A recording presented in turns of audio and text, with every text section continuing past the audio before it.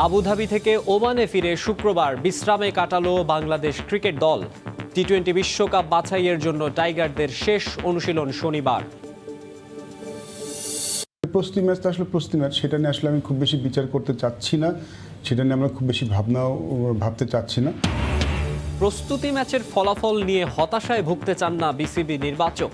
বিশ্বকাপ বাছাই পর্বে টাইগারদের প্রত্যাবর্তনের আশা। টি-20 বিশ্ব আসরের বাছাইয়ের জন্য প্রস্তুত ওমানের আল আমিরাত স্টেডিয়াম। টাইগারদের ম্যাচ ভেন্যুতে চলছে শেষ মুহূর্তের কাজ। ব্যাট করতে ভাল লাগে বেশি, বোলিং করতে বেশি ভাল লাগে।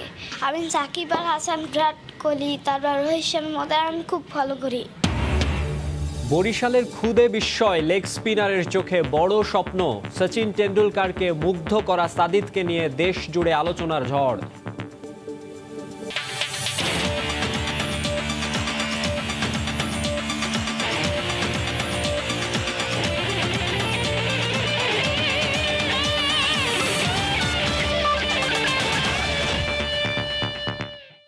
শুনছিলেন শিরোনাম, এবারে বিস্তারিত। শুরুতে ক্রিকেটের খবর। বিশ্বকাপের 2 প্রস্তুতি ম্যাচে দল হারলেও টিম ম্যানেজমেন্ট চিন্তিত নয়। দলের আত্মবিশ্বাসে ভাটা পড়েনি এতটুকুও, বরং পূর্ণ শক্তির দল পেলে ঠিকই পথ খুঁজে পাবে বলে বিশ্বাস নির্বাচক হাবিবুল বাশার সুমনের।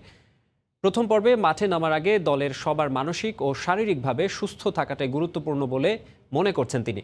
আবুধাবি থেকে ওমান ফিরে শুক্রবার অনুশীলন করেনি বাংলাদেশ দল। মাস্কাট থেকে সাজিদ মুস্তাহিদের রিপোর্টে বিস্তারিত। উড়ন্ত আত্মবিশ্বাস নিয়ে ওমানে আসলো বাংলাদেশ দল। টানা 3 সিরিজ জয়ের সুখস্মৃতি। আনঅফিশিয়াল প্রস্তুতি ম্যাচে লিটন নাইমের ঝোড়ো ব্যাটিং প্রত্যাশার ফানুস আরো বড় করলো, কিন্তু আবুধাবির 2 ম্যাচ বাস্তবতা স্পষ্ট করে দিল, যাতে বিশ্বকাপ শুরুর আগে বাংলাদেশ দল নিয়ে অনেকের মনেই নানা প্রশ্ন। শ্রীলঙ্কা আয়ারল্যান্ডের বিপক্ষে 2 ম্যাচে 16 আনা ব্যর্থ ওপেনাররা। বিশ্বকাপের প্রথম পর্বে বাংলাদেশ খেলতে নামবে টানা 2 ম্যাচ হারের বোঝা নিয়ে। উইনিং মোমেন্টাম নিয়ে বিশ্বকাপ শুরু করার গুরুত্বটা বলছেন নির্বাচক হাবিবুল বাশারও। আমরা যখন ওয়ার্ল্ড কাপের যে প্র্যাকটিস ম্যাচটা খেললাম আবুধাবিতে, এক্সপেকটেশন ডেফিনেটলি আরেকটু বেশি ছিল। যদিও প্র্যাকটিস ম্যাচ আমরা কিছু জিনিস ট্রাই করেছি, আমাদের মূল একাদশটা কিন্তু মিসিং। মুস্তাফিজ মাত্র আইপিএল শেষ করে এসছে, সাকিবকে আমরা পাইনি, আমাদের ক্যাপ্টেন কোনো ম্যাচ খেলতে পারেনি। অবভিয়াসলি আরেকটু ভালো এক্সপেক্ট করেছিলাম। বৃহস্পতিবার রাতেই ওমান ফিরেছে বাংলাদেশ দল। শুক্রবার অনুশীলন করেনি টিম টাইগার্স। খেলোয়াড়দের ফর্মের সঙ্গে চিন্তার বিষয় ইনজুরিও। 3 প্রস্তুতি ম্যাচের একটিও খেলেননি অধিনায়ক মাহমুদুল্লাহ। ছোটখাটো চোট আছে আরো 2-1 জনের। মাঠের পারফরমেন্সের সঙ্গে এখন বড় চিন্তাও যেন ইনজুরি। ভালো ফর্মের খেলারও ওয়ার্ল্ড কাপে এসে ফর্ম হারিয়ে ফেলেন নিয়মিত খেলারা, তখনই সবচেয়ে বড় সমস্যা হয়। আই জাস্ট হোপ যে আমাদের ছেলেরা যেই সবাই যেন ভালো খেলে এই টুর্নামেন্টে, সবাই যেন ফর্মে থাকে। ইনজুরি একটা কনসার্ন ডেফিনেটলি। আমাদের প্রিলিমিনারি রাউন্ডের মধ্যে খুব একটা ব্রেক থাকবে না। একদিন গ্যাপে 3টা ম্যাচ খেলতে হবে। চাইবো শুধু একটাই, যে সবাই যেন সুস্থ থাকে এবং তাদের সেরা খেলাটা উপহার দিতে পারে। অবশ্য এরপরও দল নিয়ে আশাবাদী নির্বাচক হাবিবুল বাশার। 2 প্রস্তুতি ম্যাচের ফলাফল সবকিছু নতুন করে ভাবতে বাধ্য করেছে বিশ্বকাপ শুরুর আগে তার কাছে, যা ইতিবাচকই মনে হচ্ছে। টিমটাও যথেষ্ট আত্মবিশ্বাসী। প্রস্তুতি ম্যাচটা আসলে প্রস্তুতি ম্যাচ, সেটা নিয়ে আসলে আমি খুব বেশি বিচার করতে চাচ্ছি না, সেটা নিয়ে আমরা খুব বেশি ভাবতে চাচ্ছি না। অবভিয়াসলি আমাদের একটা খুব ভালো ধারণা হয়ে গেছে ওয়ার্ল্ড কাপে আমরা কি ফেস করতে পারি, আমাদের কত বড় চ্যালেঞ্জের মুখোমুখি হতে পারে, আমরা প্রস্তুত। আগামী রোববার স্কটল্যান্ডের বিপক্ষে প্রথম পর্বের ম্যাচে নামার আগে শনিবার সন্ধ্যায় অনুশীলন করবে টিম টাইগার্স। সাজিদ মুস্তাহিদ, সময় সংবাদ, মাস্কাট, ওমান। টি-20 বিশ্বকাপ শুরু হবে ওমানে, আর ওমান পর্বের একমাত্র ভেন্যু আল আমিরাত স্টেডিয়াম বিশ্ব আসর মঞ্চায়নের জন্য প্রস্তুত। চলছে শেষ মুহূর্তের কাজ। আইসিসি ইতিহাসে এবারই প্রথম কোনো বিশ্বকাপ অনুষ্ঠিত হতে যাচ্ছে যার আয়োজক কোনো টেস্ট খেলুড়ে দেশ নয়। মাস্কাটের বিশ্বকাপ ভেন্যু নিয়ে সাজিদ মুস্তাহিদের আরও একটি রিপোর্ট। বিশ্বকাপের রঙে রঙিন মাস্কাটের আল আমিরাত স্টেডিয়াম। চারিদিকে সাজ রব। আইসিসি আর আয়োজক বিসিসিআই এর কর্মীদের ব্যস্ততা। বিশ্বকাপ শুরু হবে একদিন পরই, তাই সব দিকেই শেষ মুহূর্তের প্রস্তুতির তোড়জোড়। ওমান বিশ্বকাপ আয়োজক হয়েছে অনেকটা ভাগ্য গুণে। ভারতের মাটিতে বিশ্বকাপ অনুষ্ঠিত করা সম্ভব নয় জানিয়ে গেল জুনে আইসিসি বিশ্বকাপ স্থানান্তরিত করে আরব আমিরাত ও ওমানে। আইসিসি ইতিহাসে প্রথমবারের মতো একটা বিশ্বকাপ হতে যাচ্ছে যার আয়োজক তালিকায় নেই কোনো টেস্ট খেলুড়ে দেশের নাম। আধুনিক স্টেডিয়ামগুলোর সঙ্গে তুলনা করলে কিছুটা পিছিয়ে থাকবে মাস্কাটের আল আমেরাত স্টেডিয়াম। তবে দৃষ্টিনন্দন এই স্টেডিয়াম মুগ্ধ করবে যে কাউকে। চারিদিকে পাহাড় বেষ্টিত এই মাঠ প্রথম দফায় দেখলে অনেকের মনে আসবে এ যেন নিউজিল্যান্ডের কোনো স্টেডিয়াম। বিশ্বকাপের আগেও আল আমেরাতে হর হামেশাই হয়েছে আন্তর্জাতিক ম্যাচ। ওমান জাতীয় দলের হোম ভেন্যু যে এটাই। তবে বিশ্বকাপ সামনে রেখে কিছুটা পরিবর্তন এসেছে মাঠে। আসরের প্রথম রাউন্ডের 6টি ম্যাচ অনুষ্ঠিত হবে এই ভেন্যুতে। দর্শক ধারণ ক্ষমতা 4000। গ্যালারিগুলোর অধিকাংশই শুধু বিশ্বকাপের জন্য অস্থায়ীভাবে গড়ে তোলা হয়েছে। বিশ্বকাপের আয়োজক ভারত, তাই সবকিছুর তদারকি দায়িত্বেও আছে তারা। আইপিএল নিয়ে ব্যস্ততা শেষে এখন বিসিসিআই এর পূর্ণ মনোযোগ বিশ্বকাপে। টি-20 আসরের জন্য বসানো হয়েছে VIP, press box, commentary box, electronic স্কোরবোর্ডের মতো অত্যাবশ্যকীয় সবকিছুই। ওমানের জন্য ঐতিহাসিক এক ক্ষণ, আর এই ইতিহাসের সঙ্গে যুক্ত আছে বাংলাদেশের নামও। স্টেডিয়ামের 15 মাঠকর্মী যে বাংলাদেশের, যারা অক্লান্ত পরিশ্রম করে বিশ্বকাপের জন্য প্রস্তুত করেছেন এই মাঠ। বিশ্ব ক্রিকেটে ওমানের পথ চলা বেশি দিনের নয়, তবে এই অল্প দিনেই বড় অর্জন যুক্ত হচ্ছে দেশটির। প্রথমবারের মতো টি-20 বিশ্বকাপের আয়োজক হয়েছে তারা, আর এই ক্রিকেট উৎসবে সামিল হতে সব রকমের প্রস্তুতি সম্পন্ন করেছে আল আমেরাত স্টেডিয়াম। ওমানের মাস্কাট থেকে সাজিদ মুস্তাহিদ, সময় সংবাদ, ওমান। এই মুহূর্তে ওমানের মাস্কাটে আছেন রিপোর্টার সাজিদ মুস্তাহিদ। দলের সবশেষ অবস্থা জানতে সরাসরি যোগ দিচ্ছি তার সঙ্গে। সাজিদ। মাকসুম, বাংলাদেশ দলের বিশ্বকাপ মিশন শুরু হচ্ছে আগামী রোববার। তার আগে আজকে কিন্তু যেটা আমরা প্রতিবেদনে দেখছিলাম, অনুশীলন করেনি বাংলাদেশ দল। তবে হঠাৎ করে কিন্তু একটা ছোটোখাটো অস্থিরতা বলা যায় বাংলাদেশ শিবিরে আমরা দেখছি, যেটা দুই প্রস্তুতি ম্যাচের ফলাফল কিছুটা হলেও কিন্তু সবার মনে একটু শঙ্কা জাগিয়েছে। যদিও বাংলাদেশ দল তাদের সেরা একাদশটা পায়নি, তারপরও শ্রীলঙ্কার সাথে সাম্প্রতিক যদি খেলাগুলো আমরা দেখে থাকি, বাংলাদেশে কিন্তু আপার হ্যান্ডে ছিল। আর আয়ারল্যান্ডের সাথে বলা যায় একরকম কোনো কন্টেস্টই করতে পারেনি বাংলাদেশ। সবাই ভাবছিল, ইভেন আজকে আমরা দেখলাম প্রতিবেদনে হাবিবুল বাশার সুমনও কিন্তু বলেছেন যে সাকিব ফিরলে হয়তোবা দলের সব কিছু চেঞ্জ হয়ে যাবে। মাহমুদুল্লাহ রিয়াদও কিছুটা চোটের মধ্যে আছেন। তবে সবথেকে গুরুত্বপূর্ণ বিষয় হলো সাকিব আল হাসান গত কয়েকটি ম্যাচ আইপিএলে কেকেআরের হয়ে ভালো খেলছিলেন, বোলিং ভালো করছিলেন, ব্যাটিংয়েও একটি ম্যাচে কিন্তু দলকে জিতিয়েছেন। তবে আজ ফাইনাল ছিল, ফাইনাল ম্যাচটি কিন্তু মোটেও ভালো যায়নি কেকেআর। একই সঙ্গে সাকিবেরও কিন্তু ভালো যায়নি। 3 ওভার বেশ এক্সপেন্সিভ তিনি বোলিং করেছেন, 33 রান দিয়েছেন। একই সঙ্গে ব্যাটিংয়ে যদি বলি যে মাত্র প্রথম বলে ফিরে গেছেন। তো মুস্তাফিজও কিন্তু অনেক দিন ধরে খেলার পর কয়েকটা দিন মাত্র বিশ্রাম পেয়ে আবার বাংলাদেশ দলে যোগ দিয়েছেন। আগামীকাল যোগ দেবেন সাকিব আল হাসান।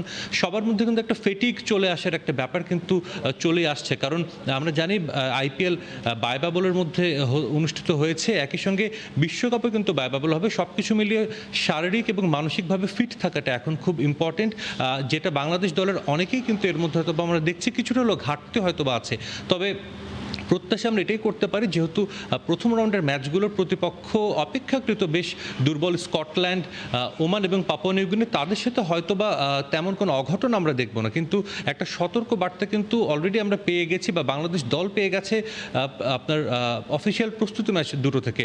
এবং সেই ম্যাচ দুটোর যদি নিজেদের ভুলগুলো তারা ফাইন্ড আউট করতে না পারে এবং সামনের ম্যাচ 3টিতে যদি সেগুলোর ভালো মতো এক্সিকিউট করতে না পারে, ডেফিনেটলি বাংলাদেশের জন্য কিন্তু একটা হার্ড টাইম অপেক্ষা করছে প্রথম রাউন্ডের ম্যাচগুলোতে। তবে যেটা আমরা বলি যে আগামীকালকে বাংলাদেশ সন্ধ্যায় আসলে অনুশীলন শুরু করবে এবং প্রথমবারের মতো বলা যায় যে যদি সাকিব অনুশীলনে আসেন, প্রথমবারের মতো পুরো স্কোয়াড একসঙ্গে বিশ্বকাপের অনুশীলন করবে। এবং সেখানে হয়তোবা আমরা আরও একটা বিষয় জানতে পারবো যে মাহমুদুল্লাহ রিয়াদ আদৌ প্রথম ম্যাচে খেলবেন কিনা। যদিও জানি আয়ারল্যান্ডের বিপক্ষে ম্যাচের আগে তিনি কিছুটা হলো ব্যাটিং করেছিলেন অনুশীলন, তবে কালকে হয়তোবা আমরা চূড়ান্তভাবে নিশ্চিত হব যে মাহমুদুল্লাহ রিয়াদ আসলেই খেলছেন কিনা। তো আমার কাছে মাস্কাট থেকে এই ছিল সবশেষ খবর। ফিরছি মাকসুম আপনার কাছে। ওমান থেকে যুক্ত হয়ে বাংলাদেশ ক্রিকেট দলের সবশেষ অবস্থা জানাচ্ছিলেন সাজিদ মুস্তাহিদ। বিশ্বকাপে টাইগারদের স্বপ্ন সারথি ও ভেন্যু নিয়ে ধারাবাহিক প্রতিবেদনের আজ ছিল শেষ দিন। শনিবার দুপুর ও রাতে থাকবে টি-20 বিশ্বকাপের রোল অব অনার। এছাড়া বিশ্ব আসর নিয়ে আমাদের নানা আয়োজন থাকবে, দেখার আমন্ত্রণ রইল। ক্রিকেট বিশ্বে বইছে বিশ্বকাপের দামামা, যে জ্বরে আক্রান্ত সবাই। তবে বিসিবির ভাবনাটা আরও সুদূরে। বিশ্বকাপের পরপরই বাঘের ডেরায় আতিথ্য নেবে পাকিস্তান, যে সিরিজ দিয়ে আবারও দর্শকদের মাঠে ফেরানোর পরিকল্পনা বোর্ডের। সেক্ষেত্রে পুরো স্টেডিয়াম নয়, সুযোগ মিলবে সীমিত সংখ্যক সমর্থকদের, নিশ্চিত করেছেন বিসিবি পরিচালক আকরাম খান। তবে করোনার সংক্রমণ কমলেও কোভিড প্রোটোকল নিয়ে জিরো টলারেন্সের কথাও জানান তিনি। মিরপুরের ওই হোম অফ ক্রিকেট যেন প্রতিপক্ষের জন্য বদ্ধভূমি। 22 গজে লড়ে ওরা 11 জন, গ্যালারিতে হাজারো। চট্টগ্রাম থেকে সিলেট সমর্থকদের এমন শর্তহীন সমর্থন থাকে গোটা বাংলায়, কিন্তু করোনাকালে স্টেডিয়াম যেন শ্মশানপুরী। গেল বছর জিম্বাবুয়ে সিরিজের পর থেকেই মাঠে নেই দর্শক। সামনে থেকে যারা মিস করেছেন অজি কিউইবথের উপাখ্যান। অবশেষে এলো স্বস্তির খবর, প্রাণ ফিরছে প্রাণের গ্যালারিতে। দেশে করোনা পরিস্থিতি অনেকটাই নিয়ন্ত্রণে আসায় নভেম্বরে পাকিস্তান সিরিজে মাঠে দর্শকদের ফেরানোর পরিকল্পনা বিসিবির। আলাদা করে যদি সিচুয়েশন এরকম থাকে তাহলে ডেফিনেটলি আমরা কথা বলবো এবং একটু হয়তোবা জাস্ট 100% ফুল না করে হয়তোবা কিছু পার্সেন্ট কিছু জায়গায় আমরা হয়তো কিছু দর্শক অ্যালাউ করতে পারি। করোনার ঊর্ধ্বমুখী থাকা অবস্থায়ও গেল মাসগুলোতে টাইগাররা আতিথ্য দিয়েছে ওয়েস্ট ইন্ডিজ, শ্রীলঙ্কা, অস্ট্রেলিয়া, নিউজিল্যান্ডের মতো দলগুলোকে। বর্তমানে দেশে করোনা সংক্রমণ কমলেও কোভিড প্রোটোকলে নয় কোনো ছাড়। আমাদের ডিফিকাল্ট সময় কিন্তু আমরা আল্লাহর মতো খুব ভালোভাবে কিন্তু আমরা সিরিজগুলো শেষ করতে পেরেছি। এবার যে পাকিস্তান আসছে সিচুয়েশন যদি ভালো থাকে তার মানে যে আমরা কোনোদিন ক্যাজুয়ালি করব না, আমরা সবসময় যেভাবে করেছি সেভাবেই করব। এই সিরিজ দিয়েই নতুন দফায় টেস্ট চ্যাম্পিয়নশিপ শুরু করছে বাংলাদেশ। গেলবার নানা কারণে পূর্ণ স্কোয়াডের সার্ভিস না পেলেও এবার সবাইকেই চায় বোর্ড। তাই তো ক্রিকেটার তো বটেই, বিশ্বকাপের পর ছুটি দেওয়া হচ্ছে না কোচিং স্টাফদেরও। ওরা মেন্টালি প্রিপেয়ার্ড যে ওরাও কিন্তু আপনার যেহেতু এত বিজি শিডিউল আছে বাংলাদেশে, ওরা টিমের সাথে থাকবে। টেস্ট চ্যাম্পিয়নশিপে কিন্তু গতবার আমরা পুরো টিম কিন্তু কোনো সময় পাইনি, তো আশা করছি যেন আমরা পুরো টিমটা যেন পাই যারা সিনিয়র প্লেয়ার আছেন। সব ঠিক থাকলে দুটো টেস্ট ও 3টি টি-20 খেলতে 16 নভেম্বর বাংলাদেশে আসার কথা পাকিস্তানের। খেলা হবে মিরপুর আর চট্টগ্রামে। মাহবুব রিমন, সময় সংবাদ, ঢাকা। বয়সটা মাত্র 6, তবুও দেশের ক্রিকেটের টক অব দ্য টাউন বরিশালের এই শিশু। তার কয়েকটা বোলিংয়ের ভিডিও ভাইরাল হয়েছে সামাজিক যোগাযোগ মাধ্যমে, যা দৃষ্টি কেড়েছে কিংবদন্তি সচিন টেন্ডুলকারের। সাদিদের বোলিংকে সচিন বলেছেন দুর্দান্ত। তাকে তুলনা করা হচ্ছে আগামীর শেন ওয়ার্ন কিংবা রশিদ খানের সঙ্গে। মাহমুদুল নবীর ক্যামেরায় বরিশাল থেকে ফিরদাউস সোহাগের রিপোর্ট। সুন্দর আগামীর স্বপ্নে আসাদুজ্জামান সাদিদের বীরদর্পে হেঁটে যাওয়া, হাঁটতে হাঁটতেও বোলিংয়ের শ্যাডো, যেন এটাই তার ধ্যান জ্ঞান। প্রথম দর্শনেই মাত্র কয়েকটা ডেলিভারি, আর তাতেই ভাইরাল বরিশালের এই লেগি। স্বয়ং ক্রিকেট ঈশ্বর সচিন টেন্ডুলকার নিজের ফেসবুক আর টুইটারে শেয়ার করেছেন সাদিদের ভিডিও। মুগ্ধতার এখানেই শেষ নয়, ভিডিওটা মনে ধরেছে কিংবদন্তি লেগি রশিদ খানেরও। তাই তো বিশ্বকাপের ব্যস্ততার মাঝেও সময় করে জানিয়েছেন প্রতিক্রিয়া। এমন মূল্যায়নে সাদিদের স্বপ্ন এখন আকাশ ছোঁয়া। নানু আমাকে একটা প্লাস্টিকের ব্যাট কিনে দিল, হ্যাঁ। তারপর সুমা ঢাকা থেকে এসে দেখে আমি ওইটাতে খুব ফলো করলাম, তারপরে আমি এই ক্রিকেটে ঢুকে পড়লাম। আমার খুব ভালো লাগছে, সচিন টেন্ডুলকার আমার ভিডিও দেখছে, তারপর শেয়ার করছে, তারপর রশিদ খান যে কমেন্টস করছে। বোলিংয়ের সঙ্গে সাদিদের ব্যাটিংটাও জুৎসই। সাকিব, কোহলি তার এগিয়ে যাওয়ার প্রেরণা। তবে জুবাইর লিখন, আমিনুল বিপ্লবদের দেশেই এগিয়ে যাওয়াটা কতটা কঠিন 6 না পেরুলেও এই বয়সেই তা ঠিকই বুঝে গেছেন সাদিদ। তাই আছে আকুতি, বন্ধুর পথ পাড়ি দিতে চান বিসিবির সমর্থন। বড় হয়ে বিশ্বকাপ জয় করতে চাই। ব্যাট করতে ভাল লাগে বেশি, বোলিং করতে বেশি ভাল লাগে। আমি সাকিব আর হাসান, বিরাট কোহলি, তারপর রোহিত শর্মা আমি খুব ফলো করি। দারুণ সম্ভাবনার পরেও হারিয়ে যাওয়ার আক্ষেপের গল্প লাল সবুজের ক্রিকেটে খুঁজলেই পাওয়া যাবে বিস্তর। সে উপাখ্যান মিথ্যে প্রমাণিত হোক সাদিদের ক্ষেত্রে, সেই প্রত্যাশা কোটি মানুষের। ফিরদাউস সোহাগ, সময় সংবাদ, বরিশাল। এদিকে শুধু ফুটবল নয়, মালদ্বীপের ক্রিকেট উন্নয়নে কাজ করছে বাংলাদেশ। নিয়মিতভাবে দেশটির জাতীয় দলের সঙ্গে ম্যাচ খেলছেন প্রবাসী বাংলাদেশিরা। শুধু তাই নয়, ভালো করলে সুযোগ আছে মালদ্বীপ জাতীয় দলে খেলারও, যেখানে সহযোগিতা করছে বাংলাদেশ হাই কমিশন। সেলিম আহমেদের ক্যামেরায় মালদ্বীপ থেকে SM ইকবালের রিপোর্ট। ফুটবলের দেশে ক্রিকেটের আনাগোনা, 22 গজে ব্যাট বলের লড়াই। লাল সবুজে মিতালি, দূর থেকে দুটি দলকে আলাদা করা দুষ্কর। দেখে মনে হতে পারে বিদেশ বিভুঁয়ে হয়তো বাংলাদেশি খেলছে আলাদা দুটি নামে। মালদ্বীপে ক্রিকেটের শুরু বেশ আগে হলেও সম্প্রতি তাদের উন্নতিটা লক্ষণীয়, যার পেছনে গুরুত্বপূর্ণ অবদান বাংলাদেশের। তাদের জাতীয় দলের সঙ্গে প্রায়ই প্রীতি ম্যাচে অংশ নেয় লাল সবুজরা। আমরা সপ্তাহে একদিন ছুটি পাই, ওই ছুটির মাঝে প্র্যাকটিস ছাড়াই যে তার সাথে আমরা মালদ্বীপ ন্যাশনাল টিমের সাথে এত ভালো খেলেছি। হার জিত হয়েছে সমস্যা নেই, কিন্তু আমরা ভালো খেলেছি, ইনশাল্লাহ আমরা ভবিষ্যতে আরও ভালো খেলবো। আমরা আগে তো কিছুই পাইতাম না, তো এখন কিছু কিছু আমাদের ব্যবসায়িক বা এখানকার স্থানীয় কিছু লোকও আমাদের কিছু সহযোগিতা করতেছে।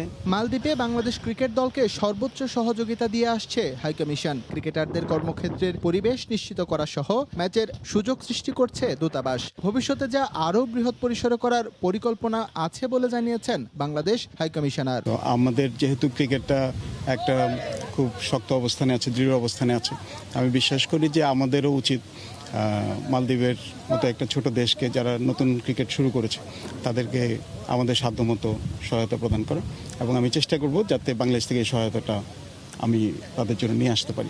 ভদ্রলোকের খেলা ক্রিকেট বেশ ব্যয় সাপেক্ষ, বিদেশ বিভুঁয়ে তার খরচ জোগানোটাও কষ্টকর। তবে স্থানীয় পৃষ্ঠপোষক প্রতিষ্ঠান এগিয়ে আসায় সম্ভব হচ্ছে সমুদ্রের দেশে লাল সবুজের ক্রিকেট চালিয়ে যাওয়া। যাবতীয় যা কিছু দরকার সবকিছু এনে দিয়েছি, এবং শুরুটা কিন্তু আমরা এইভাবেই শুরু করেছি।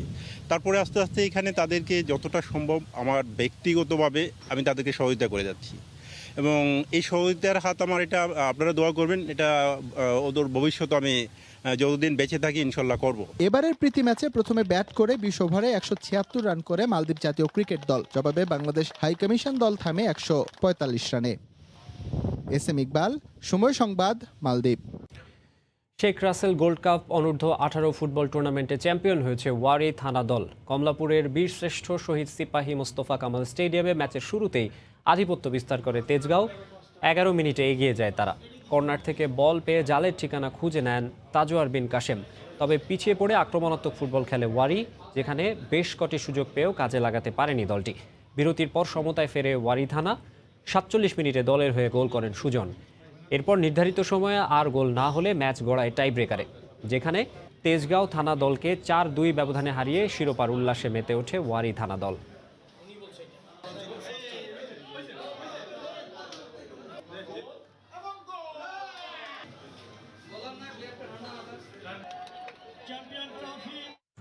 এ পর্যায়ে খেলার সময়ের শীর্ষ সংবাদ জানিয়ে দিচ্ছে আরেকবার। আবুধাবি থেকে ওমানে ফিরে শুক্রবার বিশ্রামে কাটালো বাংলাদেশ ক্রিকেট দল। টি-20 বিশ্বকাপ বাছাইয়ের জন্য টাইগারদের শেষ অনুশীলন শনিবার। প্রস্তুতি ম্যাচটা আসলে প্রস্তুতি ম্যাচ, সেটা নিয়ে আসলে আমি খুব বেশি বিচার করতে চাচ্ছি না, সেটা নিয়ে আমরা খুব বেশি ভাবতে চাচ্ছি না। প্রস্তুতি ম্যাচের ফলাফল নিয়ে হতাশায় ভুগতে চান না বিসিবি নির্বাচক। বিশ্বকাপ বাছাই পর্বে টাইগারদের প্রত্যাবর্তনের আশা।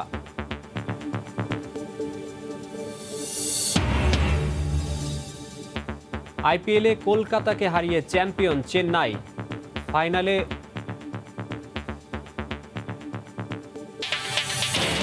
এই ছিল খেলার সময়ে। এখন দেখব খেলার ক্ষণে সাফ স্পেশাল আয়োজন।